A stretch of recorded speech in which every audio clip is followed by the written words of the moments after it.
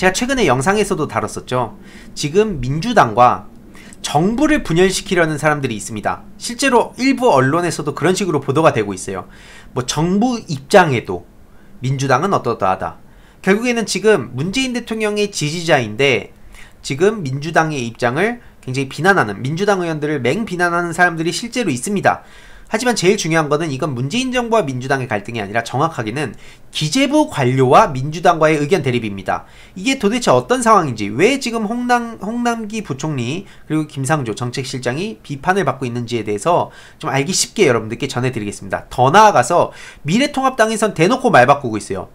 저들이 지금 그렇게 여태까지 사기 정치를 펼쳐가지고 국민들한테 심판을 받았는데도 불구하고 여전히 총선이 끝나자마자 말을 바꾸고 있습니다.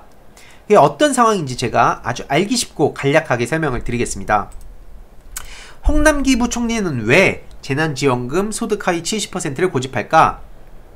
핵심적인 내용은 이겁니다. 지금 긴급재난지원금 민주당이 100% 전국민 지급을 주장하고 있는데 기재부에서는 여전히 70%를 주장하고 있어요. 그러면서 그 홍남기 부총리도 최대한 70%를 유지하도록 그거를 유지하라고 저렇게 얘기를 하고 있고요. 그 하는 명분이 이겁니다. 앞으로 기업 도산, 실업 등 실물 경제 위기를 막기 위해 정부가 지출해야 할 곳이 많기 때문에 더 어려운 상황에 대비해 재정 여력을 축적해 놔야 된다는 명분이고요. 또 전국민 지급이 필요하다고 보는 쪽에선 지금 기재부가 재정 건전성을 중시하고 있다고 하는데, 이게 그 보편 지급 선례를 남기는 걸 극도로 꺼린다고 해석해서 그렇기 때문에 지금 기재부가 계속 막고 있다는 건데, 실제로 저 보시는 바와 같이 더 어려운 상황에 대비해서 기재부가 재정 여력을 축적해 놔야 한다, 재정 건전성을 계속 강조하고 있는데, 지금 다들 아시겠지만 코로나19가 전 세계가 지금 팬데믹 현상이 지금 벌어지고 있습니다. 지금 완전히 혼란의 상황인데 도대체 언제 더 어려워지는 상황이에요. 국민들이 진짜 완전히 진짜 그 직장도 잃고 정말 막 그 자영업 하시는 분들이 다 무너지고, 그래야 그때 저거를 뭐 이렇게 도움을 주겠다는 겁니까? 말 그대로 이거는 복지 개념이 아니라 진짜 재난 개념입니다. 긴급 재난지원금, 재난지원금을 긴급하게 지금 해야 되는데 언제까지 저렇게 학술적으로, 그리고 뭔가 또 본인들의 어떤 그 기재부의 그 카르텔을 지키자고 지금 저렇게 막 계산을 할 때가 아니라는 거예요. 하루빨리 우리 전 국민한테 보편 지급하고 고소득층 선별 환수 대안까지도 제시를 하고 있는데도 불구하고 그냥 기재부는 싫다고 우기는 상황이에요. 이런 상황에서 기재부가 여태까지 이 예산을 가지고 흔들고 있었던 건 잘 알고 있습니다. 많은 사람들이. 이제 이걸 바로 잡을 때라는 거고, 이 김경수 도지사는 코로나 극복 위해서 국채 발행 주저할 때가 아니다 해서 소득하위 70% 선별 생각보다 쉽지 않으니까 긴급재난지원금을 전 국민한테 먼저 주고 고소득자를 세금으로 사후에 환수해야 한다고 주장을 하고 있습니다. 이 정부가 빚을 지지 않으면 결국에 국민이 빚을 지게 된다. 아주 간단하면서도 핵심을 짚는 주장이죠. 한마디로 정부가 빚을 지지 않으려고 하니까 지금 국민들이 빚을 지게 생겼다는 주장이에요. 그렇기 때문에 이 기획재정부의 재정 건전성 집착을 국회가 반드시 풀어줘야 한다고 주장을 하는 거고요.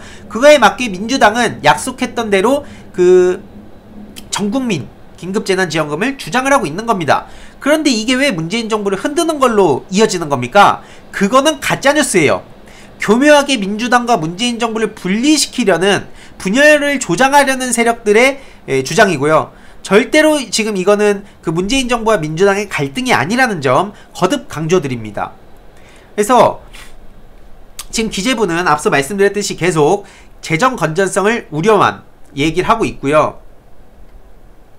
결국에 이 우리나라는 그 GDP 대비 국가 부채 비율이 40%를 약간 넘는 수준이고 주요 선진국들에 비해 한참 낮은 수준이라는 거예요.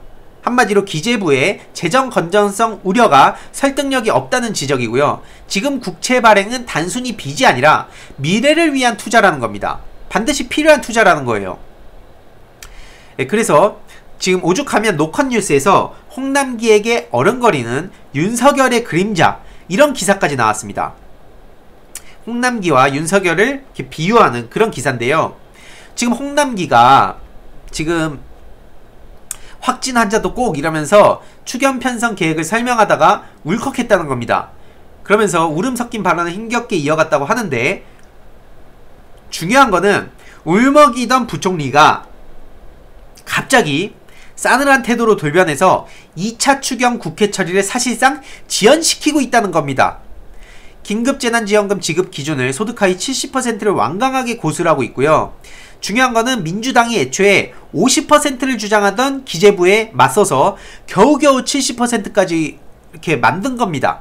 이런 상황에서 이게 전국민 재난 긴급재난지원금을 주장을 하고 있는 거고요.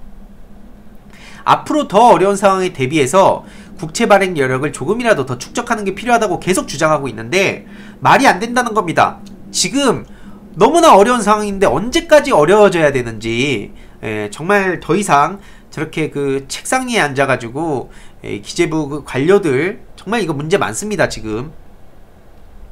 그래서 이 총선을 통해서 분명하게 확인된 민심을 거스르고 있다는 거를 꼭 기억을 해야 됩니다. 여태까지는 헌법이 정부에 부여한 예산 편성권이라는 게 있었어요.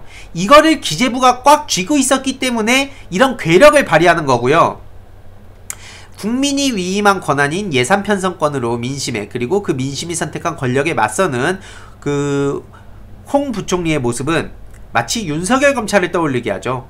윤석열 검찰도 어떻습니까? 수사권과 기소권 독점을 한 상태로 검찰권을 잡고 휘두르면서 국민이 위임한 권한에도 이렇게 굉장히 막 들이받기도 하고 그러고 있죠.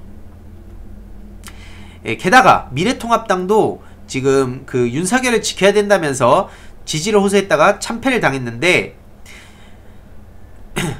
중요한 거는 여권에서는 홍남기 버티기에 맹공을 하고 있습니다. 기재부를 이제 정치를 하지 말라고요. 그래서 앞에 쭉 내용 아마 보셨던 거고, 지금 이근영 전 전략기획위원장은 전 국민한테 주냐 아니면 70%한테만 주냐, 이 논란은 3조 원 정도의 차익에 해당합니다. 한마디로 이건 돈 문제가 아니라는 거예요. 3조 원. 이명박이 4대강에 퍼준 게 22조가 훌쩍 넘습니다. 참고로 거기다가 완전 예상 낭비를 해버린 게. 근데 지금 이 전 국민이 힘들어하고 있는 이 상황에서 3조 원의 차익 가지고 저렇게 계산을 하고 있는 거는 결국에는 돈이 문제가 아니라 철학의 문제라는 거예요. 결국에는 지금 그들이 정치를 하고 있다는 거고, 또 윤건영 민주당 당선자는 급한 불을 먼저 끄는 게 우선이다. 이해로도 김홍걸 당선자는 재정 건전성인지 아니면 그들이 지키려는 게 본인들의 기득권인지 의심하지 않을 수 없다며 기재부를 비판하기도 했고요. 이 상황에서 중요한 거는 이 미래통합당이 긴급재난지원금을 국민 모두에게 지급하겠다고 총선에서 약속을 했었어요. 그래서 한마디로 여와 야가 한마음이 될 수 있겠다 라고 생각을 하고 있었는데, 갑자기 미래통합당에서는 100%에서 70%로 총선이 끝나자마자 딴소리를 하기 시작했습니다. 그래서 이 전국민 지급 반대 입장을 계속 밝히고 있는데요. 이 소득 하위 70%를 지급 대상으로 삼는 정부안에 대해서 찬성을 하고 있다는 겁니다. 정말 어이가 없는 건데, 이건 애초에 그러니까 지금 이 김재원 씨뿐만 아니라 장재원 씨도 긴급재난지원금 지급 범위가 정부가 제시한 소득 하위 70% 안으로 합의를 해야 한다고 하는데, 구체적으로 보면 기재부 관료들이 계속 저걸 막고 있는 거고요. 황교안 전 대표가 총선 당시에 뭐라 했습니까? 전국민 50만원 긴급재난지원금 지급을 공약을 했었어요. 근데 그걸 이렇게 보시는 바와 같이 총선 과정에서 긴급재난지원금 골든타임 놓치지 마라, 전 국민한테 하루라도 빨리 지급을 해야 된다 라고 주장을 했었습니다. 근데 지금 이런 상황에 민주당 의원들이 오히려 비난을 받고 있어요. 보시는 바와 같이 이렇게 재난지원금 100% 지지하는 의원들 3년 연봉 반납하고 연금 포기 각서 써라 이러면서 문재인 대통령 앞에서 표구걸하더니 이러면서 오히려 민주당 의원들을 비난하는 사람들이 있습니다. 실제로 이렇게 보시는 바와 같이 민주당 의원들을 이렇게 비난하는 사람들이 있죠. 한마디로 문재인 대통령한테 부담을 줬다는 그런 이 논리인데요. 앞서 말씀드렸듯이 윤석열 검찰은 여태까지 수사권과 기소권을 독점하고 그 권력을 가지고 계속 그들이 무소불위의 권력을 휘두른 겁니다. 그 권한을 가지고, 기재부에서는 앞서 말씀드렸듯이 예산 편성권이라는 걸 가지고 계속 재정 건전성이란 걸 내세우면서 본인들이 예산을 편성하는 걸로 각 부처에 힘을 과시해 왔어요. 근데 지금 이 상황에서 한번 이런 게 뚫리기 시작하면 앞으로도 계속 그 본인들의 힘의 원천이 되는 게 사라지니까, 한마디로 검찰이 검경 수사권 조정에 있어서 굉장히 반발하고, 오히려 공수처보다도 검경 수사권 조정이 돼서 검찰의 권한이 이렇게 나눠지게 되면 그걸 더 두려워한다는 얘기도 있었잖아요. 마찬가지로 지금 본인들의 그 기득권을 놓고 싶지 않아 하는 그런 모습이고요. 민주당과 정부의 싸움이 아니고, 또 문재인 대통령 보고 이젠 결단을 할 때다, 이런 좀 빨리빨리 이제는 좀 해라, 이런 얘기를 하시는 분들도 계신데요. 진짜로 문재인 정부를 응원하신다면 그렇게 쉽게 이걸 해결할 수 있는 상황이 아니라는 걸 꼭 명심하셔야 됩니다. 왜냐하면 문재인 대통령께서 결단을 못하게 하도록 홍남기 부총리가 계속 언론을 통해서 저런 강한 워딩을 내뱉고 있는 거고요. 또 중요한 거는 기재부에서, 그러니까 한마디로 검찰에 대해서는 지금 많은 사람들이 검찰개혁에 공감대 형성이 됐고, 이 중도층까지도 검찰개혁을 해야 된다라고 생각하는 분들이 생겨났잖아요. 그래서 여태까지는 지난 다른 정부에서는 검찰총장 찍어내기 하고 어떻게든 수장 바꿔버리고 이런 식으로 뭔가 길들이기를 하려고 했지만, 그건 근본적인 개혁이 아닌 걸 다들 잘 아실 겁니다. 외부에서 온 사람 하나 딱 앉혀놓으면 그 사람 얘기를 절대 안 들어요. 게다가 내부에서 올라간 사람도 어차피 장관 시간, 이 임기제이기 때문에 시간 지나면 이 사람 나갈 거 압니다. 그렇기 때문에 그 기재부 카르텔이나 검찰 카르텔은 변화가 안 된다는 겁니다. 그런 의미에서 이런 얘기가 있잖아요. 혁명이 진짜 차라리 개혁이 혁명보다 어렵다고. 이 내부 개혁하는 게 진짜 쉽지가 않습니다. 결국에는 검찰 개혁했던 그 과거를 저희가 기억하듯이 이제는 기재부에 대해서, 이런 말도 안 되는 기재부의 그 카르텔에 대해서 국민들의 그 공감대가 형성이 되게끔 자연스럽게 그런 여론이 형성이 돼야 기재부 공무원들도 이거에 대한 부담감을 느끼게 될 것이고요.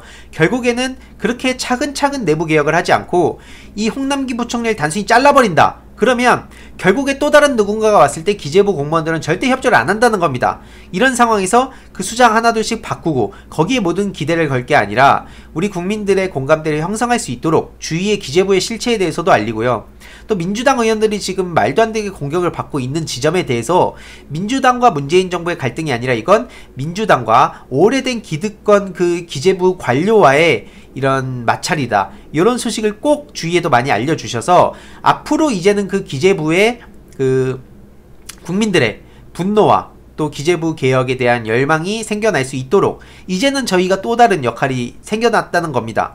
이거는 민주당 180석이다, 문재인 정부의 집권 여당이다, 막 이런 막 얘기들이 중요한 게 아니라, 문재인 정부가 그리고 민주당이 180석이라 하더라도 지금은 민주주의 사회입니다. 결국에는 계속 강조드렸듯이 깨어있는 시민의 조직된 힘이 우리 사회를 보다 더 나은 사회로 만들어갈 수 있다고 거듭 강조하셨던 김대중 전 대통령님과 노무현 전 대통령님의 말씀을 떠올리더라도, 우리 국민들과 이 깨어있는 시민들이 결국에는 계속 관심을 가지고 이런 문제에 대해서 주위에도 계속 자발적으로 알리고 이런 소식들을 계속 국민들이 관심 갖고 뒷받침이 됐을 때 정치인들, 국회의원이라든지 아니면 뭐 정부라든지 이런 각 부처에서 뭔가 목소리를 낼 수 있는 겁니다. 그렇지 않으면 결국에 국민들이 알아서 하겠지라고 방심하는 순간 그게 곧 정치에서 외면을 하게 되는 것이고요.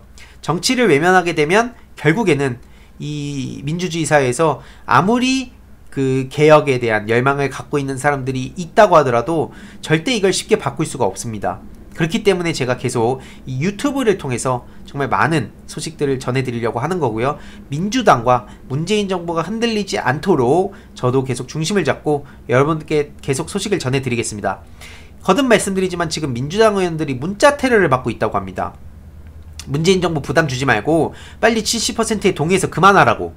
오죽하면 김경수 도지사, 뭐 이재명 도지사 지금 욕을 많이 먹고 있다고 하는데, 민주당 의원들이랑 그들이 욕을 먹어서는 안 되는 거죠. 이들은 계속 주장했던 대로 전국민 긴급재난지원금을 주장해야 됩니다. 이거는 애초에 황교안 그 전 대표도 총선 과정에서 주장을 하지 않았습니까? 근데 갑자기 미래통합당이 말을 바꿨고 기재부 그 카르텔이 재정건전성이란 명분으로 계속 그 카르텔을 안 놓으려고 하는 거, 그 점에 대해서 저희가 비판을 해야 됩니다. 그래서 이 소식도 제가 여러분들께 전해드릴 예정이고요. 또 편집해서 주위에도 또 널리 공유를 해주시면 좋겠습니다. 정말 심각합니다. 여전히 그 적폐의 저항은 거세고요. 우리 국민들이 개혁해야 할, 나아가야 할 길은 아직도 참 많이 남아있다는 점 계속 강조드리겠습니다.